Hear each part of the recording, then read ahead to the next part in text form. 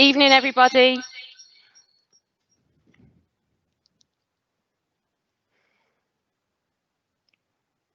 First hiccup of the evening. Evening, everybody. Thank you so much for logging on in tonight for the Year 11 Information Evening.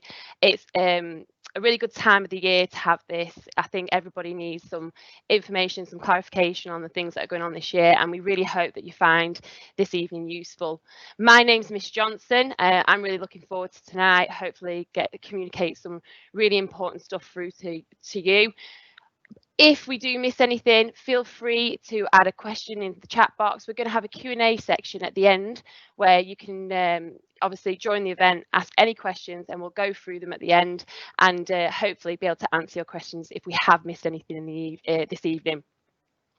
We do hope you find it interesting and useful. We're going to start in a minute with Mr. Wood. He's going to talk to you as a progress leader on the pastoral side. It will then be myself, talking to you about exams and assessments, and then we'll be moving on to Miss Stevens, Mrs. Stevens, Mrs. Orme, and Mrs. Tasker, as well as Mrs. Cassell, who are also going to go through their information. I'm not going to go much more into it, as they have all got their own bits, and they're going to be explaining who they are during the night. But again, like I say, any questions, feel free to ask the chat box. Okay, thank you, everybody.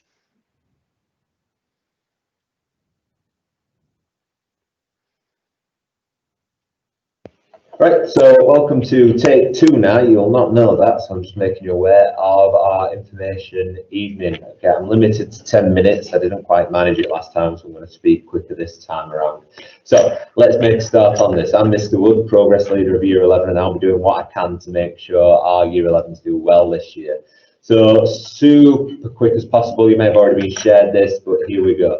You're going to have information about Key Stage 4 courses. You've got guidance on how to support your child with learning. That's going to be coming from me, as well as some support later on by other members of staff on support for GCSE, maths, science, and there's careers information on there as well. Now, this could be an hour. I know it's very difficult to keep fully focused on us, on the media for a full hour, but stick in there because that careers information is very important for our applications to higher education and everything else there. So, my screen's a little slow, but there we go. Let's have a look, see where we're at then. So we're looking at a recipe for success. So we had 2020 results and 2 students that I'm just blocking a little bit now. They did very well, really well as part of the GCSEs, but I picked these 2 students mainly because they follow this. I'm mirrored here, so I have to point the opposite direction if I want to. This iceberg of illusion, all right, where these kids to everyone else, the mentality was, oh, these kids are right, they know what they're doing, they're just smart, they know everything, they're brilliant. But it wasn't that at all. Okay, these kids, there was everything that's below that iceberg. So everyone saw success at the top, but they were persistent. I'd seen these kids fail and have a little breakdown. They were disappointed with some of their test scores, but they stuck at it, and as a result, they did very well. And it's essentially what we need all kids to be doing as much as possible. So you've got this recipe for success. You can see it, but I'll be as quick as I can. Positive attitude, that I can do it attitude, rather than just going, oh, rubbish it, that I can't do it, so I'm not going to do it. Giving it a go and putting good effort into it. The attendance is massive. So as a progress leader, it may seem like unusual because I'm not chasing lessons up all the time, but attendance is the big thing, where if you're not at school, you're not going to learn.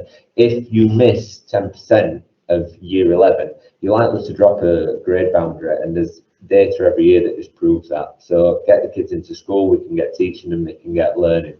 Working hard, so yeah, this goes without saying again, P6 revisions there, kids need to be using it. They can't depend on the teacher just standing in the class going, this is the information for your exam, good luck guys. They need to be able to retain that information and recall that information.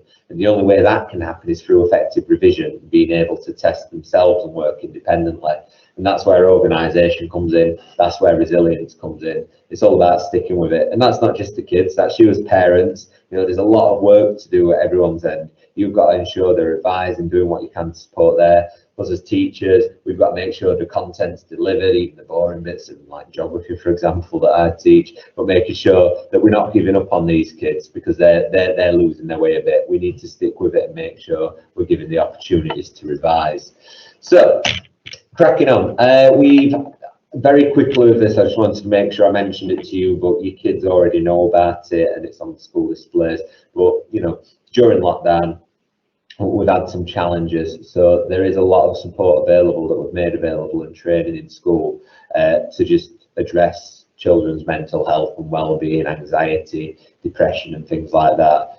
If, of course, they're feeling that way, we just want you to be aware that we have got resources out there, and I'll share this PowerPoint out with you afterwards. So make use of these things to help your children if they need it. Next step, key dates for the year ahead. I'll just move over here. There we are. A lot of big dates. So obviously information evening is taking place tonight. You've got the photos, so there we go. Make sure we're all looking good for that one. And as we go through, the one that stands out to me is the first round of mocks in November. That's simply because we went into lockdown just as we were about to do the mocks in year 10. So we really need that good data there for our students. And it's breaking down that barrier of the constant that we've had. And, you know, as teachers, I can't deny it, kids come into the mock exams like, it doesn't matter, sir, you're right, I'll do it on day, you wait and see, I'll do really well, it'll be fantastic. And we can't depend on that this year. We don't know what this year is going to look like, okay? And that's essentially what I wanted to say on the other slide as well, but got sidetracked, okay? We don't know what this year is going to look like, but we are keeping you well informed on the exam boards and what they're changing. So we need these mocks and we need them to be good. We need kids to work hard and do well at them, because actually these mocks may contribute towards the real thing. So that's one to really bear in mind, getting kids on track ready for November, and then again in March, and then we've got the real exams if they're to begin as things stand. Now obviously all of this can change, but I'm giving you the best information I've got at the minute. I already know, for example, careers, that might be diverted slightly, it might be moved a little later, just because they're in a situation like this where they're having to record live and it's very difficult to get a lot of businesses in place. So I'll move on, because I didn't intentionally give myself a crown there while recording this video clip. There we go. No, I'm going to skip that. You can read that at your own leisure, but it's essentially what I've said already.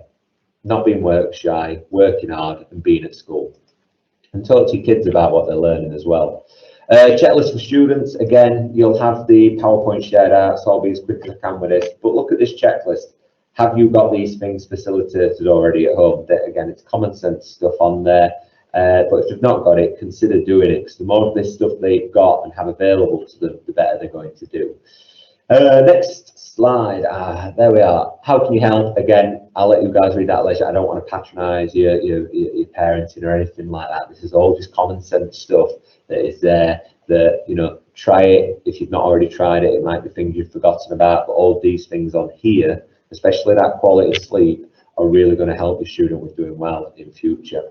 And moving on. So I'm just conscious of the time as well. We'll probably get the school bell go off shortly, which always happens with us. So in terms of opportunities available in school, we've got loads going on. So obviously there's the school website, the information for parents is there. I don't know if you can see the mouse pointer, but you've got that. Since lockdown, teachers have been doing a lot on Google Classroom and Microsoft Teams. So there's actually full lessons, resources, revision guides available on there, and you can actually talk to your teachers on there as like Facebook private messenger style conversations, which has been quite nice for some kids. Teachers, the specialists in the areas, talk if the student's struggling, or if you want more advice on how to support the student, get in touch with the class teacher, drop them an email and see what more you can do there. And then you've got a list of all the other stuff. I have to point that side, it's a mirrored camera, but you've got the list there of all the other things that we're doing, what we've always done to support kids in school. The things that take a bit more precedent is the mental health and well-being. We're doing that a lot more than ever before, given the circumstances, and remote teaching down there.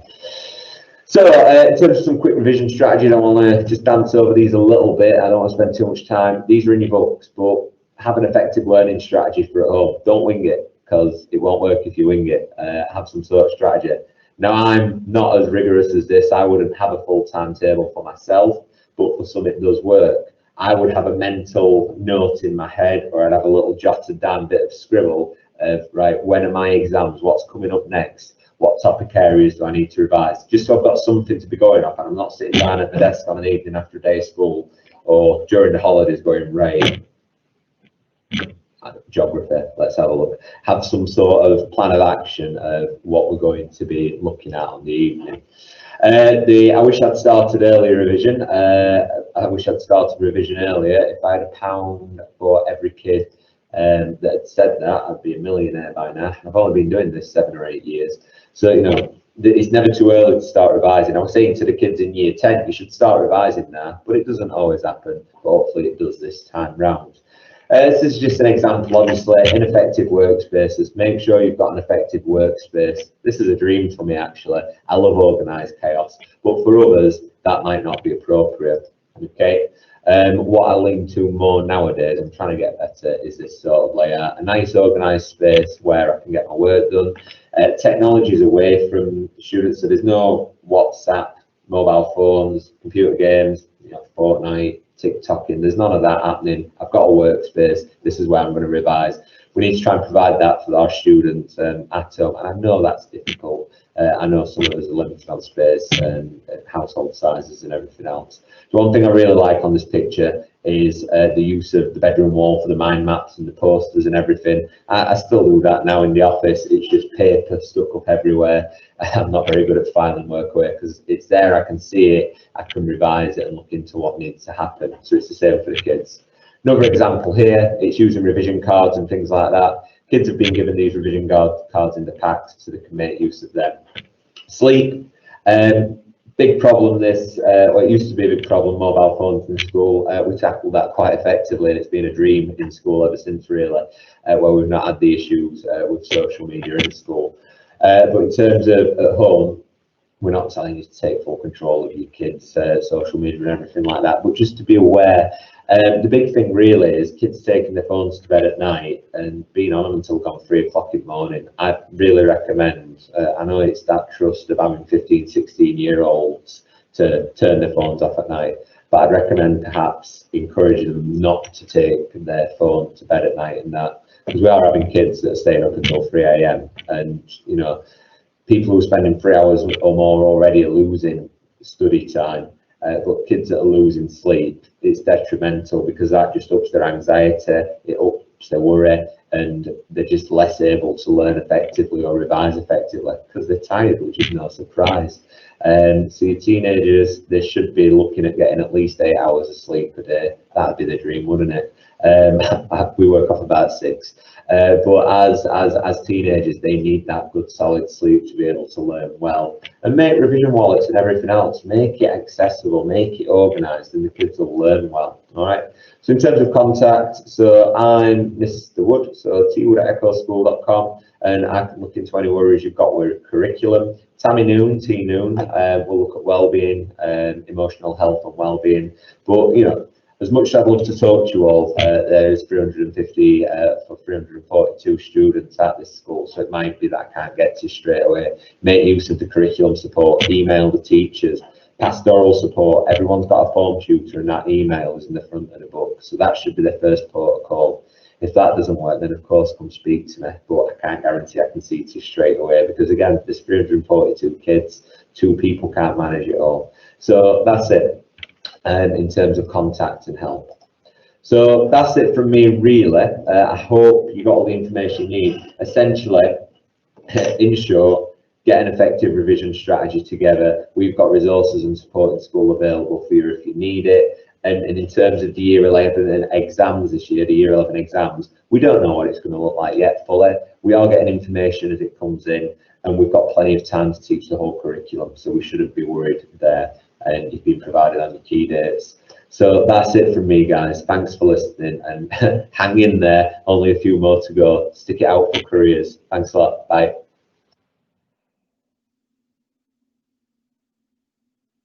Hi everybody, my name is Miss Johnson.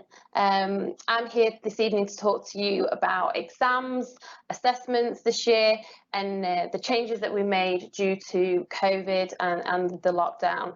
I'm hoping you'll find tonight really useful, but if we missed anything, please feel free to ask any questions in the chat, and hopefully I'll be able to answer them later on this evening presentations.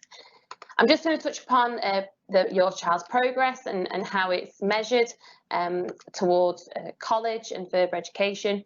All qualifications split into 3 buckets. Bucket 1 has English and Maths. Bucket 2 has your EBAC qualifications, so that is your sciences, your humanities, which include history and geography. It has your computer science and your modern foreign language. And then Bucket 3 has all the other qualifications, so any one that I haven't mentioned, they're in Bucket 3. And your child is measured through those buckets for further education. We then obviously have the new grading, 9 to 1. I know if you're part of the Year 10 information evening last year, if you attended that, we talked a bit about this, but just wanted to make sure we go through it again, just so you're really clear on the changes. Because like me, if you were my era, we were all A stars, A's. So some people might be thinking, I don't even know what a grade 8 means.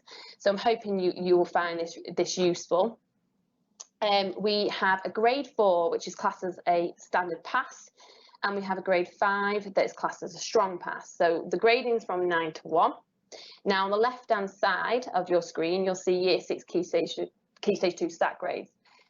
When your child sits their Year 6 SAT grades, SATs, they get a level grading, and this then equates to a target grade that the government provide us for your child to complete at Year 11. So basically it's to ensure that we make sure that your child gets the right progress throughout the 5 years that they are with us.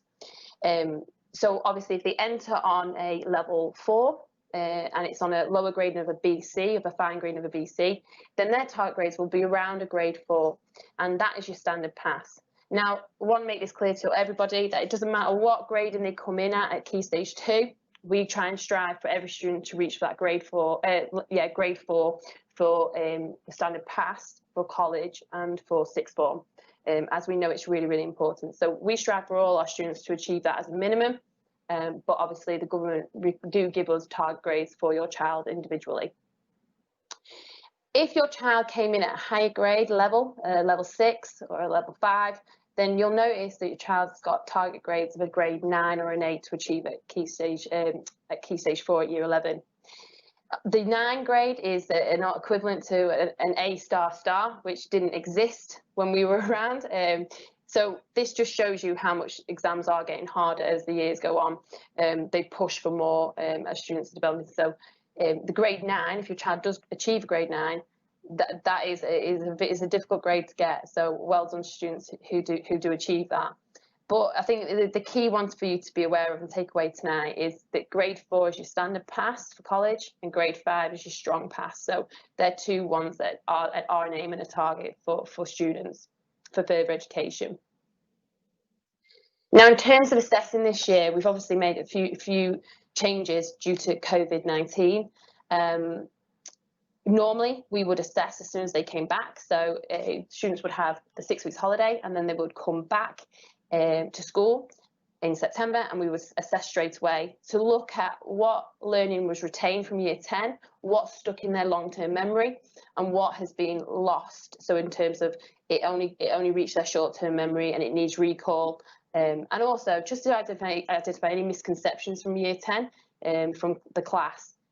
Now, we feel that's not the right decision to make. Students have had a really stressful time, so have parents. It's really important for us to establish structure again and to focus on well-being with our Year 11 students and your child. So we've not decided to assess straight away when the students come back. So that is not applicable. We're not doing that. What I will let you know is in a couple of weeks, I am asking teachers just to input an attitude to learning grade for your child. This is not to be shared with anyone. It's just let me see how students are feeling, because obviously if we are having if students are struggling or there's any anxiety, anything like, or well-being or mental health, it'll start showing through attitude to learning lessons. So I am asking staff to just give me an attitude to learning on your child in the next couple of weeks, just so I can just monitor how they're feeling as they come back to school. And if I start noticing anything that's a bit different to Year 10, I'll obviously get in touch with parents and have a chat to you. But that's not a big one. It's solely on attitude. It's not going to be on assessments, just to see how your child's feeling. I think it's really important we just monitor that a couple of weeks in. In terms of the next assessment then, it will be the first mock exams, and they will start on the week commencing 9th of November. So the assessments will be exam papers, official exam papers, and they'll be finished by the 23rd of November, and that is when I'll be asking staff to do a data input for me. So they'll be marking the papers and they will do that. It's important also to say, when we do the assessments, when we do the mock exams, we always do a revision week before, and we always make sure we do a feedback week with students so that they're really clear on where they've gone really well, what they've done really well, and why they've done really well in a certain area of the paper. And then they've also got an understanding of the misconceptions that have been created from the paper. And then we'll be reporting to parents on the 4th of January. That gives us a term to get students back into a system and a structure, and be able to give you detailed data back to you. So that gives a term. We then have the second mocks, which will be in February of 2021, and they'll start week commencing the 22nd. Those exams will be full papers in all subject areas, and the data input for the staff will be the 22nd of March. So we're hoping that by then as well, students will be in the swing of things. They'll be really focused as well. They'll have caught up on any of the curriculum that has been missed slightly due to lockdown, and they're then ready and prepared for those real exams in the June. Then we'll be reporting to parents in April, and it'll be week commencing the 19th of April that parents will get a report from us, letting them know how they got on in that paper. Your report then, so the students' report will look slightly like this. We've made a few changes to the report. So we've got full names now for teachers. Before, we used to use their initials. We didn't think that was helpful for you in terms of trying to identify and contact individual staff about your child in a certain subject area.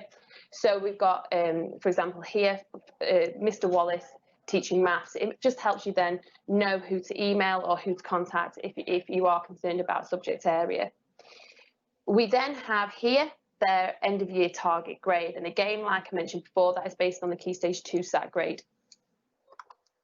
Now, the current grade will be where they are right then, so in that mock paper. So for example, in the November mocks, what they achieved in those marks will be in that column there, the current grade. It's what they achieved in those marks right there and then.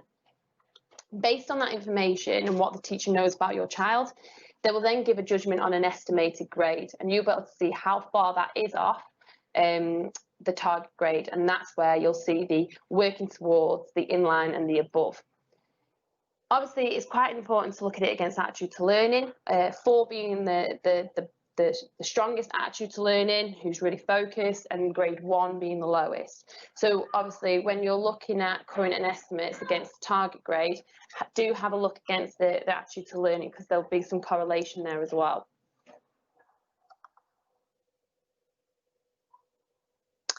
A little quote here for you: in the middle of difficulty lies opportunity.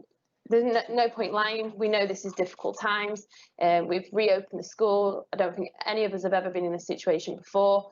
So it is a challenging time, but also we're ready for it. We've prepared a lot over the summer. Our staff have worked really hard to adapt their curriculums, which I'll talk about a bit further with you in a minute. But yeah, we would be lying if we said it isn't challenging, but we are ready for it and we're prepared, and we know that your child will be fully supported this year in their education, ready for those exams. So in terms of the curriculum then, this is the kind of work that a lot of staff have done over the summer to ensure that we're prepared for your child in September as they've come back. There's a couple of things we've done. So there's curriculum consolidation. Staff have looked at their current curriculum, they've looked at what they've been teaching over lockdown, and they've now tried to consolidate it into this year and seen where they need to recap and recall information from last year to make sure that your child is fully prepared for those exams. A lot of work has gone into that, and I feel really confident that staff have really thought hard about how to support your child whilst also focusing on their well-being at the same time. We've obviously got some assessment changes to subjects, which I'll go through with you in a minute, the ones that we know so far. We don't know them all yet, so we're still waiting for that, and I'll try and update you over the website to keep, every time I hear something and get some information through, I'll forward it onto the website and make you all aware of it so that you can see the changes that are being made. They will be ongoing throughout this year, depending on the situation. We still don't know how this year is going to pan out. Obviously, as well, you might have heard on the news, there's a proposal to start the summer exams later. That hasn't been agreed yet. As soon as we know anything, we will let you know. And it'll usually be through our social media and our website that we try and make you aware. So if you don't follow Ecclesfield Instagram, Twitter or Facebook page, I would recommend doing that, because that's our quickest way of getting the information out to you, because we are keen to try and communicate clearly with you this year. You know, every year we do, but we're aware that this year is more important than any year to make sure we communicate quickly with you, as there'll be ongoing changes. So some exam board changes. You've got art and design. They've gone to coursework only. So if your child does art, it's just coursework. They won't be sitting in the official exam. Computer science, they would normally be doing a 20-hour coursework project that has to be in exam conditions in the classroom, and the work gets moderated by an exam board. They've now decided that that 20 hours can be done at home under no supervision of the teacher. We've then got English language. So the spoken language will be assessed internally rather than it be sent externally. In English literature, there'll be a choice of topics, and your teachers are in the process at the moment of deciding which topics they would like your child to do. And I know Amy will talk in more detail about that. Geography, removal of fieldwork experience. History, again, similar to English literature, there'll be a choice of topics, and then again, the teachers at the moment are looking at that in a lot of depth to make sure that we make the right decision for your child. In French, Spanish and German, the speaking language will be assessed internally. In PE, we've gone from being assessed in 3 sports to 2, and the moderator won't be coming in to look at them. Instead, we'll be doing video evidence and submitting it to the exam board. And science, the practical element course will be assessed internally. So they're just a few changes we know so far. We've had no information about changes to vocational courses yet. That should be coming in the next couple of weeks. So as soon as I hear that, I'll update you. And as other subjects come through, I'll make you aware of them. In the pack that your child got this morning in tutor time, there is a revision guide order form. All the revision guides are on there for you to order. I think sciences is in the subject information pack in that booklet. Their revision form order form is in there. So if you want the science one, please look into that booklet. But please, fill that in and bring it into school, and we'll make sure we order those revision guides for you. They are useful, they do support, they just help guide your child in learning the right things and give a few top tips on how to revise. So they are useful and for your child. Another one is GCSE Pod. We pay for this. It's a yearly subscription. It is very expensive, but we don't mind paying the money for it because we do find it valuable. All your child needs to do is log on through the link that I've shown on this screen, and they use their school email address and the school password. We've tried to keep it really simple for them. They use the school email and school password to get access to it. On there, the reason we pay for it is because it's a new way of learning. It's podcasts. A lot of students like using their phones these days. We're trying to find something that fits into their lifestyle. They use their phones every day. Let's try and find something that links that with their phone, and podcasts is one of them. And a lot of students have given us really positive feedback about GCSE Pod. It has numerous podcasts already. So for example, in literature, there'll be podcasts on all the poems. Really, really helpful. I did ask some students a couple of years back to give some feedback, and I got some really positive comments about the literature and the poems. So I would definitely suggest using that one. We have GCSE Pod for English, Maths and PE at the moment. And like I say, literature in particular has always given me, I've always got strong feedback from. You can also create your own podcasts as well, and you can download the GCSE Pod app and listen to various podcasts through your phone. So students on the way to school can have their earphones in and just be listening to a couple of podcasts on the way on the bus or in the car, on the way to school, or walking on the way home. Those kind of things. So it's a bit more accessible. Just to make you aware, Miss Evans has also put here something about numeracy at Ecclesfield, about supporting you if you need some more advice on how to help your child with numeracy. please email numeracy@ecclesfield.com if you'd like further information. Again, these slides will be on the website afterwards, so if you need to look back at any information. And also, I would suggest following ECHO exams. This is Miss Gillett's page. She will update you on all the exams information. So obviously, when we know a date of when exams will start, Miss Gillett will be posting that on here. So I would suggest following here this ECHO exams Twitter page if you would like the most up-to-date recent information quite quickly. Thank you for tonight. I hope you found tonight interesting, like I say, and anything we've missed, please feel free to include it in the chat box, and we'll talk about it in the Q&A afterwards. Thank you, everybody. Good evening, everybody. Mrs. Stevens here, Curriculum Leader of English. Hope you're well. Thank you for joining us this evening. I'm just going to take a few moments of your time to go through some core information for English language and literature. As you can see on the screen, my email address is there.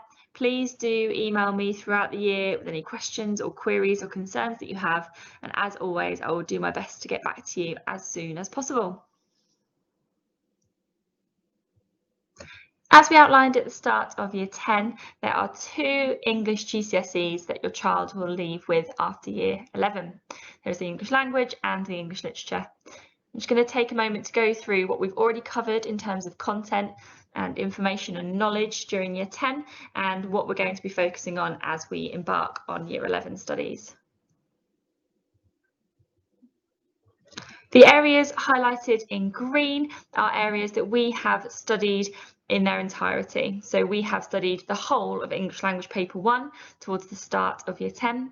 We have studied the whole novella of A Christmas Carol, and we have studied all of the 15 anthology poems required for Section B of English Literature. Just as lockdown started, we were right in the middle of our study of Macbeth, and as we are very aware that that is a compulsory element for literature that is remaining for 2021 exams, we will be taking an opportunity to revisit that this year.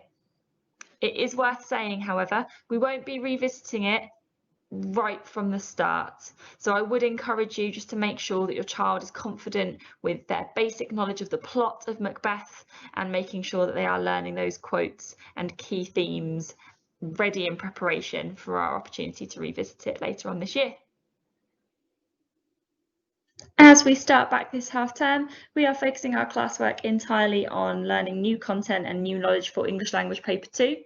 During that time, we'll be able to recall, revisit and consolidate learning from English Language Paper 1. So home learning and revision tasks will be linked to English language. As you look at English literature, I'm sure that you're aware that areas have been omitted and changed due to 2021 guidelines. We have not yet made a final decision as to which areas we are going to be omitting from our study for our cohort, and we will make you aware of that decision as soon as possible. As we outlined at the beginning of Year 10, our priorities with English remain the same. Your child needs to make sure that when they're coming to English lessons, they are completing work to the absolute best of their ability, they're engaging in full, they're asking questions, they're joining in with the discussions, and they're just making sure that they are utilising all of that curriculum time that they have for English over the fortnight. A very close joint second comes homework and revision, tying into each other, making sure that that home learning is being used to properly consolidate what's being delivered during classwork time, and making sure that revision is starting really early with little and often revision. Finally, that P6 intervention opportunity will come when we identify gaps in knowledge for key groups and key cohorts within the year group, and we can target and tailor specific intervention to those pupils who require it. I know you would have already been given lots and lots of information and advice about how you could be helping from home and how to ensure that your child's doing what they should be over the next year, but just to give a few specific English pieces of advice, I wanted to go through the following with you. So things like being allowed to pop up quotations around the room on post-it notes or around the house if they're allowed to spread a bit further afield would be really beneficial just for that regular kind of check-in. You can quiz them on it, you can test their knowledge on it, and just make sure that they're moving those around and updating them regularly. If you're able to, supporting them with just proofreading and checking the work that they're completing at home. It doesn't always have to be that you know exactly what they've written, but just being able to tell them whether the tone and the style sounds right, whether you understand what they're saying, whether there are any key spelling, punctuation or grammar errors that you can spot would be really, really beneficial throughout the year. If you can provide a really, really clear environment and a time and a place for them to be just getting on with their homework, taking away distractions, allowing them to revise and control the timer a little bit for how long they're spending on it, it would just be hugely beneficial when it comes to the kind of quantity of English revision that they're going to need to complete.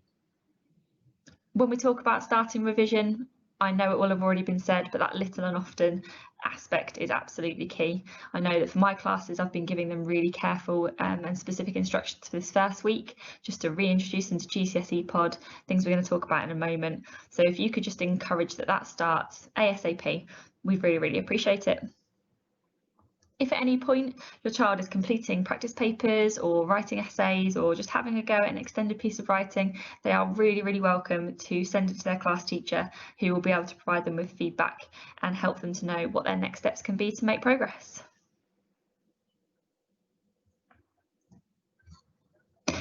As I just mentioned, GCSE Pod was introduced to all the Year 11s last year, so they were given the details on how to log on and how to utilise the platform, and it's something that they can use for English and Maths and PE. We had a little check on how many people have already accessed this, and unfortunately for English, from an English point of view, we're at about 50% for the year group, and a lot of the lockdown work and support and guidance was provided through GCSE Pod. So in the next couple of weeks, if you could make sure that you're checking that your child's got their log on, knows how to access GCSE Pod, and just have a look through it with them, talk about how they can access it, see if they can get it on a tablet and their phone as well as on the shared computers at home, that would be really, really beneficial. It's a really user-friendly platform, and we are going to be setting tasks and assignments on that within the coming weeks and months. As well as that, you've got a range of other useful websites on the left that we would just suggest for variety when they don't want to just be using their revision guides and their books. And you've got a range of useful apps as well that kind of go alongside those to make sure that they can just make sure that their revision approach is very tailored to them and that they find what is suited to their style most. Now, this phrase is something that from the beginning of Year 11, even within Year 10, we are faced with from most pupils, and it is a statement that you can't revise English language. Now, thankfully, this statement is not actually true. As you can see, there are already an array of different revision guides that can be accessed for English language revision, and they will be available for you to order through school. And there are regularly new books and new guidance for students on how they can revise for English. So please, please make sure that they are not just prioritising English literature as they are revising, but they are carefully considering how they can get their English language revision as secure and as kind of permanently as part of their revision process as possible.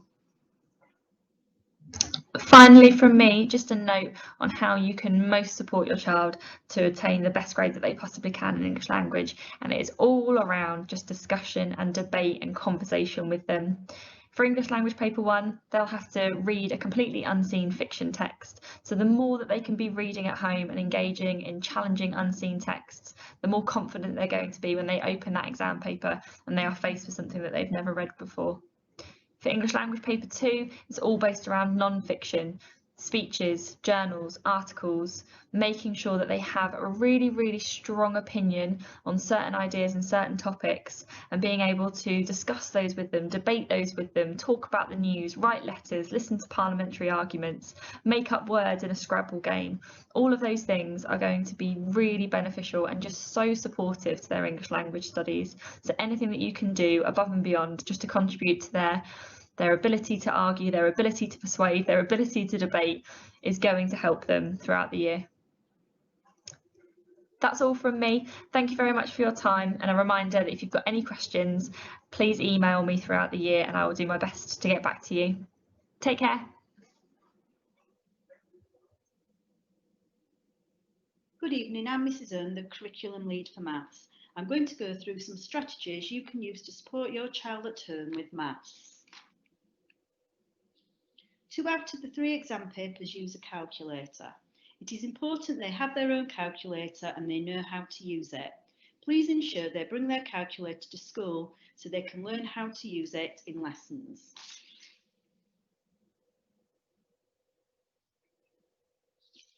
Calculators and revision guides can be purchased from the Finance Office.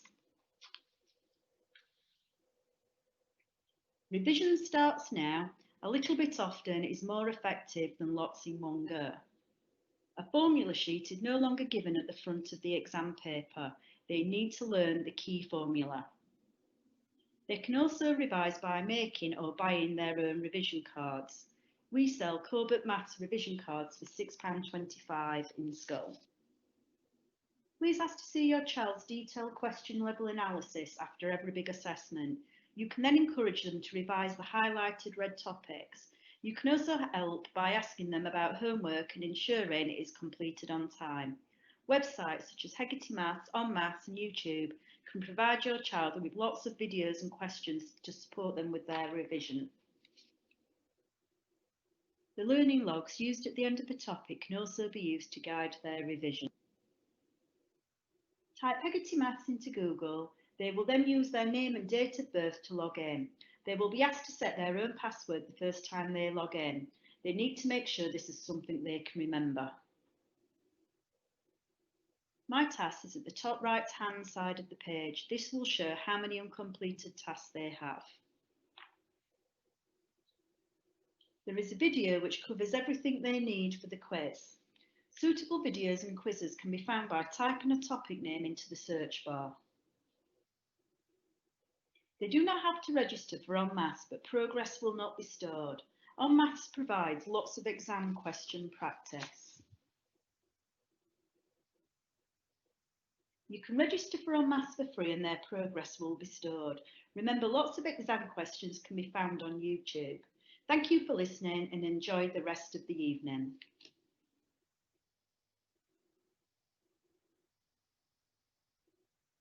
Good evening, everyone. My name is Rachel Tasker. I'm the curriculum leader for science. I'm just going to spend a few minutes talking through what Year 11 is going to look like.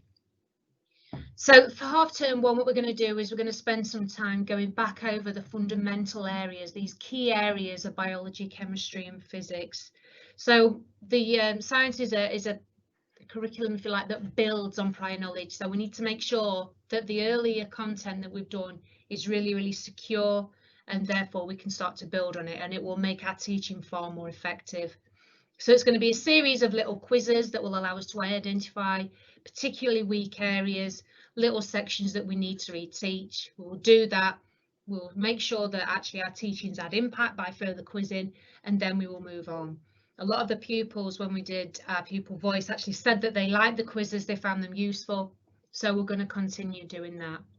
A big change that we've made for pupils in 11S5 and 11S15 is we've changed the course slightly. So rather than them doing the combined science course, they are going to do GCSE biology and GCSE physics. And what this does, it reduces the content that they need to cover, and it will help us to kind of really drive them on to grade 4s and grade 5s.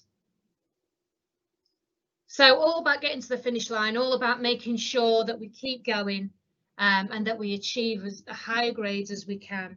So the Google Drive that was set up during lockdown is still accessible. Pupils can all still get on that. So there's lots of resources, quizzes, things on there they can use. All pupils have been given a course booklet. So that's got revision lists that goes through every single thing that they need to know for the exams in summer. And also there's lots of knowledge organisers on there. So lots of summaries of the kind of really core essential content that the pupils can refer to and look at when they're doing their revision, and also it will really, really help them when they're doing their homework.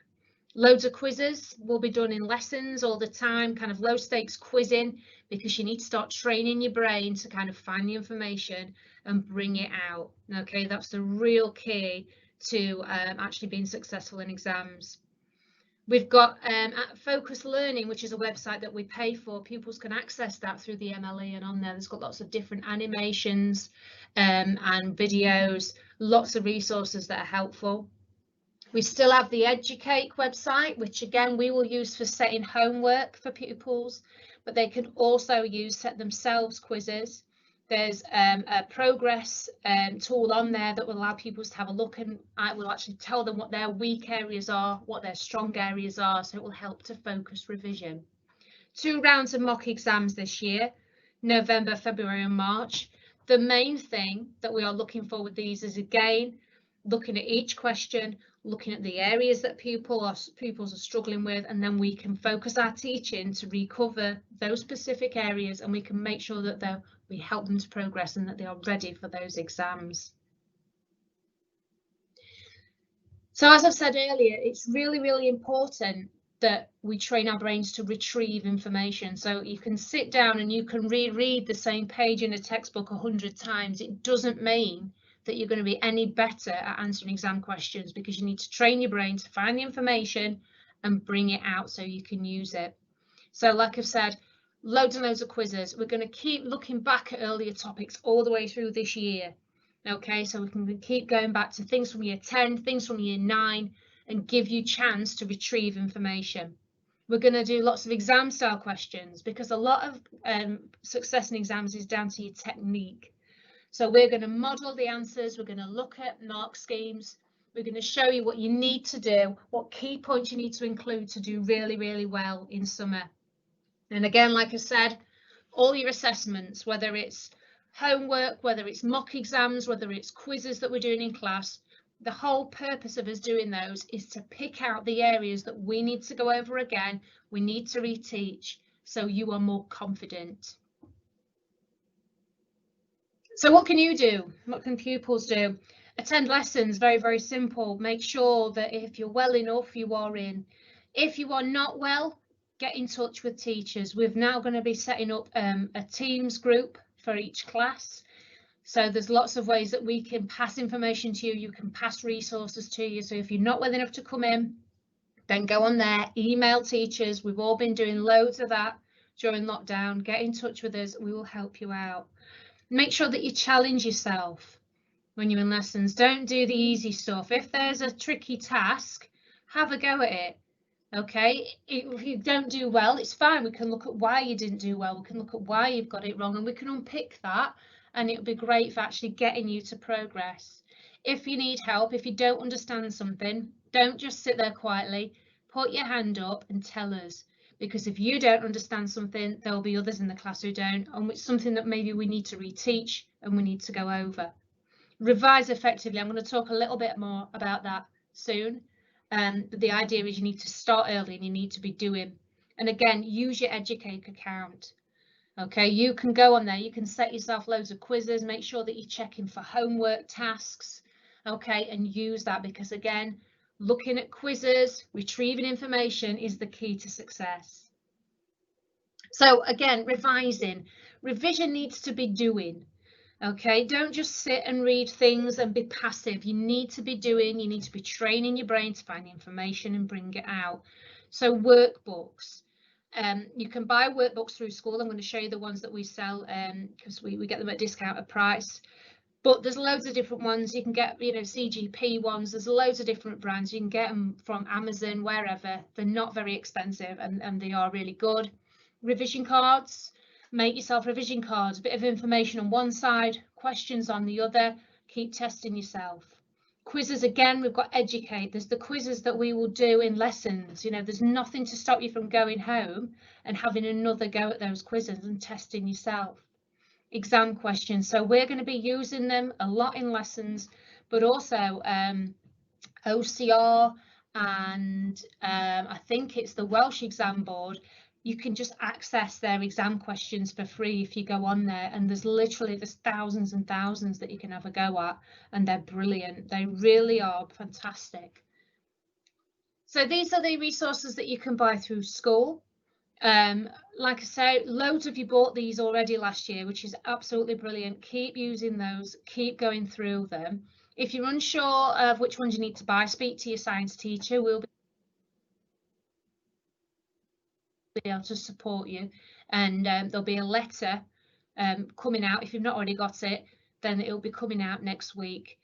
So again, you can see what we've got on here, loads and loads of workbooks, because if you want information, We're going to give you knowledge organisers. You can go on BBC Bite Size for the information, but actually what you need to practice is bringing the information out of your brain, getting it on paper. Thank you for listening. Any questions, please feel free to email me or ask at the end. Good evening. My name is Leslie Cassell and I'm the Careers Advisor at Ecclesfield School. Tonight I'll be providing a brief overview of how students can search, research and apply for courses. A later presentation will see a more in-depth explanation of the range of options available to our Year 11 students. All students across Sheffield use an online system called Sheffield Progress to search for courses, to create a profile and to make applications direct to the colleges. You don't need a login to use Sheffield Progress. Anyone can access it to start looking at course guides and access some of the information that's on there. So for example, if you've got concerns or you're interested in how long it'll take you to get to the college, do you need any funding? And also if you need a little bit more information about what full-time study means, about what's an apprenticeship, traineeships for example, then here's your place to go. In order to create a profile and to submit applications to colleges, students will need a login. Students will be provided with their login in the very near future. In the meantime, they should be getting familiar with Sheffield Progress. Students will be given support in understanding how to complete their personal profile, which contains information such as contact details, learning needs, and we will also be uploading the predicted grades into their personal profile. Students will be given guidance on how to write a personal statement because colleges are interested in how students are developing themselves personally as well as how they're performing academically in school. Students will also be shown how to save courses to their favourites folder, which is like a holding basket for courses that students feel initially that they may be interested in. Students can access the favourites folder, revisit it at any time, look at the finer detail that is on the course profile and discard the ones that they don't want to submit as an application and retain the ones that they do. Before students make any choices, they must make sure that they carry out some research to make sure they're choosing the most appropriate course. There are lots of resources on the MLE. There's information about levels of courses, different pathways, future opportunities. There's links to sectors such as health, working in the automobile industry, working in science, and that's the blue box that you can see on the screen. So students just select a tile, and when they've selected that tile, it will take them directly to that sector website, providing lots of information about a massive range of occupational opportunities within those areas. Some students might be unsure about what they'd like to do, so QDOS and the other software that we have on the system is an excellent way to generate ideas. There are sets of questions that students can answer, and then the computer will generate occupations that the student's personality might match, just to give them some ideas, and then of course they can click on those suggestions and find out more about the courses or the occupations that have been suggested. Other useful websites include the National Careers Service website. This is an all-age advice and guidance service which provides information on levels, types of courses, progression opportunities, and it also has a chat facility. Students can access information about particular jobs. They can see whether those jobs are in decline or if they're on the increase. They can see what the likely hours they would be working and also what the earning potential is. The National Apprenticeship Service website is where the vast majority of employer vacancies are advertised. An employer vacancy shouldn't be confused with an offer of an apprenticeship from a college or a training provider.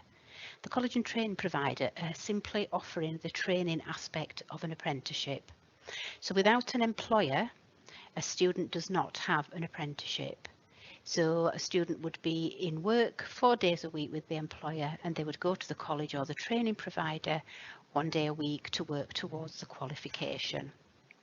Students can register for alerts, so if an employer posts a vacancy just after the student's logged off, they'll be alerted that there's a new vacancy available. We can also offer personalised support for students that are serious about seeking an employer for an apprenticeship, and this is a service called Ask. And students can be referred to an Ask representative who can support them with their job applications and interview prep if they're invited for interview. Colleges are also a good source of information, especially with regards to dates for open events.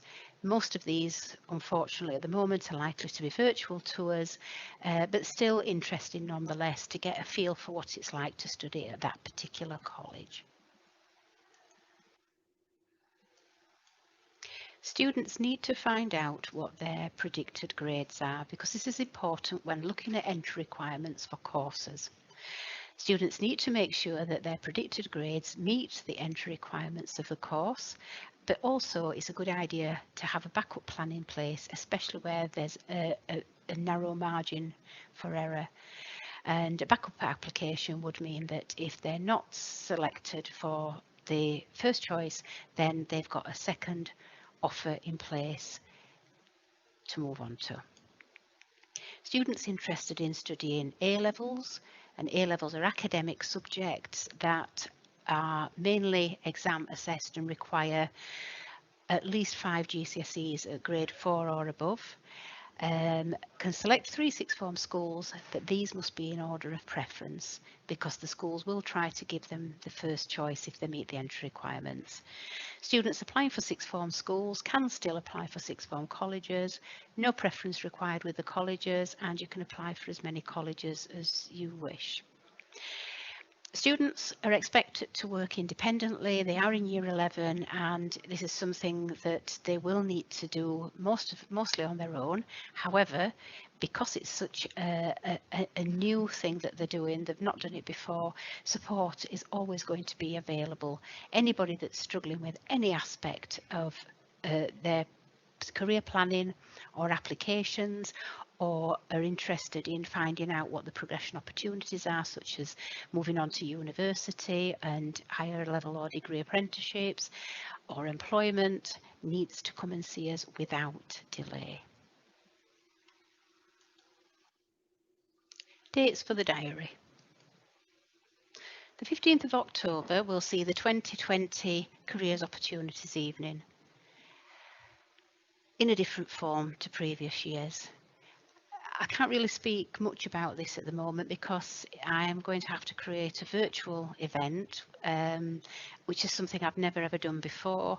I'm going to have to enlist a lot of people to help out, but I want it to be something that is just as informative, just as enjoyable and just as interesting. So with regards to Careers Opportunities Evening, it's a case of watch this space and I will be in touch. The 25th of November sees the application window open for Sheffield Progress. So from this date, students can start submitting applications directly to college. They have until the 31st of January to submit their application, and this is a very strict deadline, especially for sixth form schools. Applications after the 31st of January for sixth form schools generally won't be accepted. Colleges are a little more flexible, however, it is really important that students set the 31st of January as the very last date for submitting their applications because exams are just around the corner. It's a good idea actually to make your deadline towards the middle of January so that everything is gone and you can draw a line underneath it. So that's all from me. I hope you found that interesting. It's only been a whistle-stop tour, and I'm sure lots of you will have questions, maybe not this evening, but possibly in the near future. So if you've got any questions, concerns or comments, my email is on the slide. Please don't hesitate to get in touch. Thank you. Okay, so it looks like we've gone for a smooth event there, not too many errors, so hopefully we can keep that going for the question and answer section. Thank you for listening at the moment. I'm just trying to get some of the questions and answers. We've had loads. Thank you so much. There's been some really good questions asked tonight, some really important ones that do need answering. What I've tried to do is I've tried to pull out the ones that are the most common questions asked, so we can answer them tonight. If there's any other ones that we miss, we won't, don't feel like we've forgotten them. We will answer them, but what we'll probably do is we will do a Q&A sheet, answer all the questions, upload it to the website. We'll make sure we do the most important, the most common ones asked. We'll do them tonight. So the first one that has been asked is about P6 and what is this and how does it work? So P6 is our intervention after school. It's an extension of the day for year 11s. This is where students will be after school sessions for 1 hour. Staff select subjects, staff select the students that they need in their subject area. They might be focusing on key areas of a topic and decide to pick certain students for that, and then they'll have them for a 4-week block, and then they'll move on and they might pick another topic area and pick some other students. So it's very much bespoke to the students. The subjects have specific nights, so they don't all try and fight for the same students on the same night. We try and stagger it through the week. This will be starting soon, but due to the current guidance, obviously, we will need to adapt. So obviously, we're in talks with curriculum leaders at the moment about the kind of things that we can be doing with P6, which is some online P6 sessions as well as in school. So that will be up and running soon, but we're just in the process of the logistics at the moment. We've had another one. I think there's a couple more here. I know I've had one that says about how do we support students with grade 1 to 3 targets, because obviously we were talking about the grade 4 in the PowerPoint slides. Attendance is going to be key there. We need to make sure those students are in school like every student is. That is the biggest impact, students being in school. If they're in school, then we can be teaching them and giving them the quality teaching that they deserve. The other one is quality teaching, making sure that they are getting the right curriculum and being taught in the right way for that child with differentiated lessons. There's also the extra support through things like P6, which I've just mentioned about by the intervention. We have core P time, Leslie, Amy's and Rachel's departments, maths, English and science. They all use core PE time when it's needed for key targeted students in that core PE time. That is something they select for. They have them for a half term and then move on and then select another group of students. So core PE is a key one there. We have holiday intervention as well. Staff work over the holidays doing intervention there. And we also do something called super learning days, where we give subject areas full days where they get to work with the students solely on their subject area, and they are found to be very useful and have had a huge impact on learning.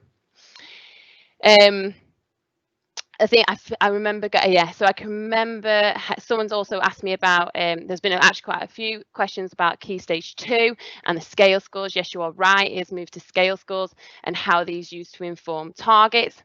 So scale scores are transferred to fine grades for both English and maths. And an average of their English and maths fine grade is used to create their targets for other subject areas using the national coefficiencies. So they'll look back at students from previous year and with a similar scale score and see what targets they achieved.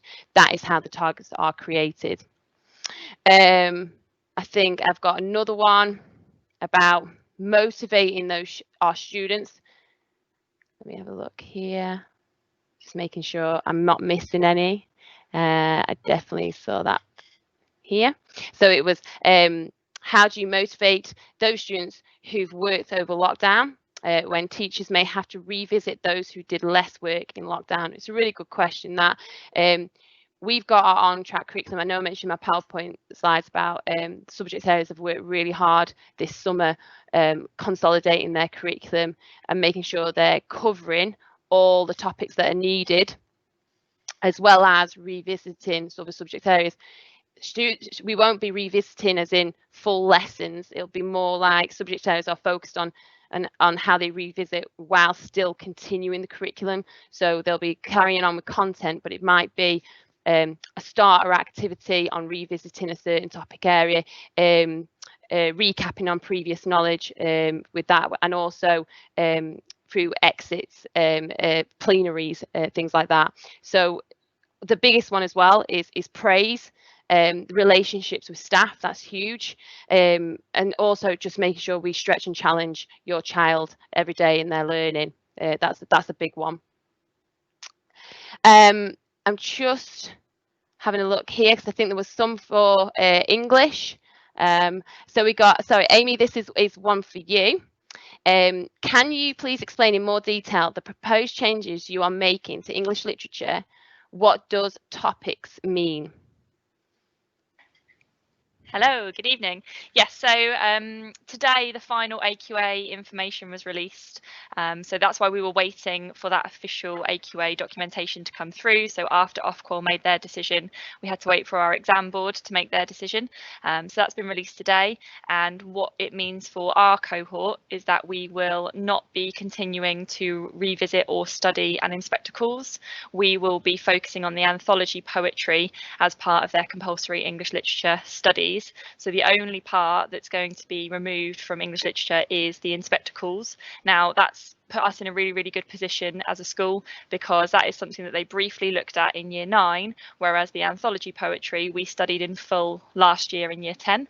So that's something that we will be able to just revise as we would with a normal cohort in a normal year.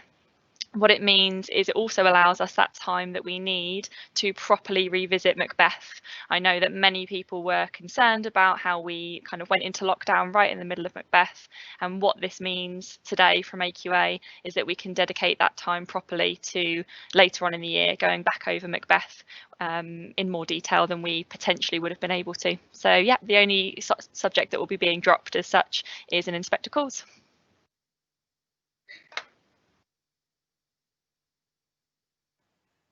Thank you for that, Amy. Really appreciate that answer. I've got one for you, Leslie. Here it is, Leslie Orme, regarding maths. Are the maths exams going to be made easier for the students? Hello.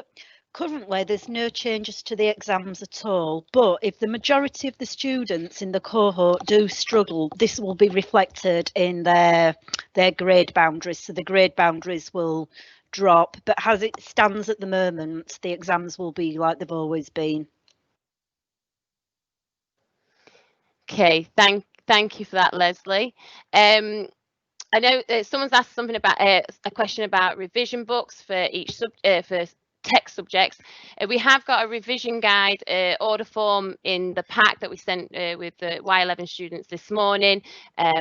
What we will do, we'll just keep an eye on any updates, especially over this year, with revision guides and revision support material, and we'll make sure that we get that to you as quickly as possible. But the current revision guides that we have on offer are all in that revision order form in the pack. Okay, so I've got another one here about how can parents be made aware of homework that has been set. Some teachers copy us into emails, but not all. It's absolutely fantastic that we're hearing that some of our staff are emailing you, making you aware of the homework. That isn't part of our protocol in the school. However, it's fantastic that teachers are going above and beyond. We'll always thank teachers for doing that. Our process in terms of homework and informing parents is through the planner. So that's why it's really important every student brings their planner every day, and they are logging their homework in their planners. I had a question about GCSE PE, and a couple of people asked about this, about when and how will the video evidence be collated for GCSE PE. They haven't provided us with any more information. The only thing that OCR Exam Board has given us so far is that they will be videoing, they will need video evidence for their practical sports, because the moderator will not be coming into school, which for obvious reasons. We are waiting to hear more information on whether it's going to be us on a moderation day, or is it going to be, they're going to give us a couple of months window where we can get it videoed and sent through. So as soon as we know, you will know. But at the moment, the only thing we do know is that it is video evidence, but they haven't given the finer detail on that. I think I also had one here, a couple of people asking about cover, and I'm trying to find it now. This is the trickiest bit, by the way, everybody, is this Q&A. I did not know the Q&A would be the hardest bit. Oh, here we go. There's so many things going on. It's the most difficult part, but I hope we're doing all right for you all tonight. Each time we will learn. It's a new thing for us, this. Are supply teachers being allocated for any Year 11 classes? Obviously, our biggest job this year is to keep staff in school. That's why we're ensuring the bubbles. We're trying to keep as many of our staff in school through the right processes due to COVID-19. But however, we don't know how circumstances will arise and staff being off. However, we always try to ensure that students in Year 11 do have specialist teachers, and that is something that is always a priority for us. But obviously, as you can see, fingers crossed, with the bubbles that we have and the processes we have in place, that we will keep staff attendance high during this year, as always.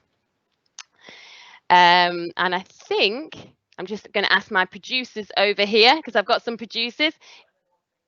Okay, oh, we've got another one for English apparently. And I think I've got a one for Leslie Orme as well. So one for Amy is it this one? Yep, it's, did AQA make this decision as poems seem to be far more complicated than an inspector calls? Thank you. Hello, yes. So the decision was released today and it was from AQA. So there was the off-qual decision that was released in the summer, made it appear as though poetry would be an optional element, but what AQA have decided today and released officially is that for their exam board, poetry is completely compulsory. So what it means, if I just explain the two exams now, literature paper 1 will be Macbeth and A Christmas Carol. Now for other schools, that's where you could choose to do an inspector calls, but it doesn't make sense for us to choose an inspector calls when we studied A Christmas Carol in full last year. So that will be literature paper 1, and literature paper 2 is entirely poetry. So it is anthology poetry and then unseen poetry. So that is a decision that has just come from AQA. It's not a decision that we've necessarily made. That's why we waited for AQA to make that decision. But like I said earlier, it fits really well with what we've studied over the last year, and it's actually going to benefit our pupils a lot that they studied poetry, all of the anthology poems last year, as opposed to an inspector calls just towards the end of Year 9.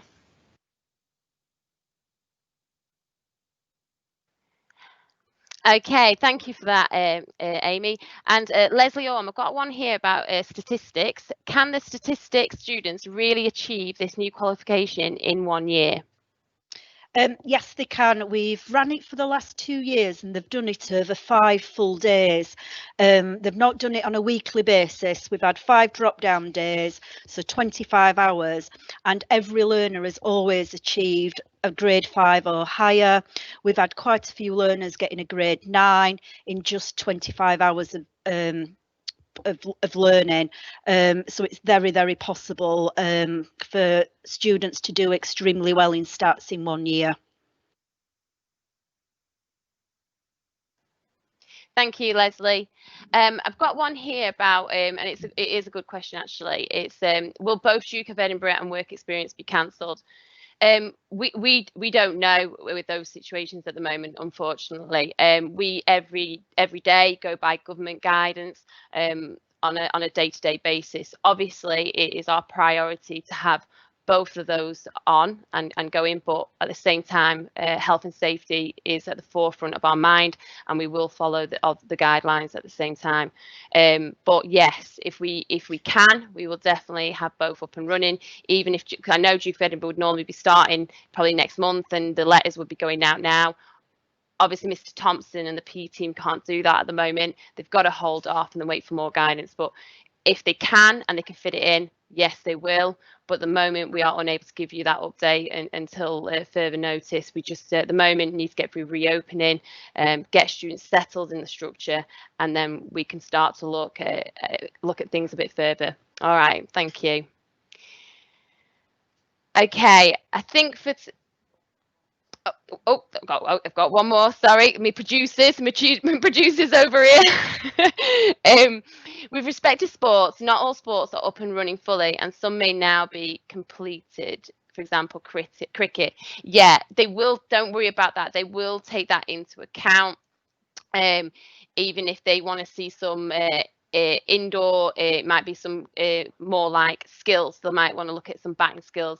They have said in the exam board that they will take into account the competitive element, because for example rugby, there can't be any contact at the moment, and if that carries on, then in the video evidence they can't show that. So the exam board have written in that they are going to put out some guidance on the competitive element, and they will give leeway on that. So don't worry too much. They will have all of that in their minds as they're probably writing up as we speak the guidelines for the video evidence. So we will definitely share that with you when we can.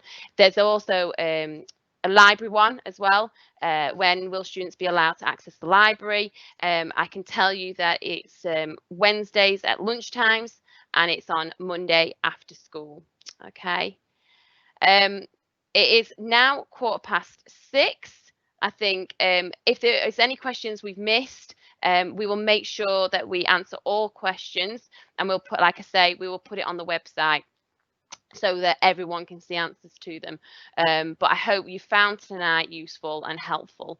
We will also put this recording on the website as well. So if you want to go back and re-listen to something, you're more than welcome to, or you may be sick and tired of our voices by now. I'm not sure. So, but I just want to say a huge thank you. We rely massively on parent support, and you are always fantastic for us. We've all found this a really challenging time. I know us as staff are so excited to be back in the building, getting back into a normality, and we look forward to this year. We found, we've all found lockdown really tough, but we appreciate everything that you've done and the way you've supported us.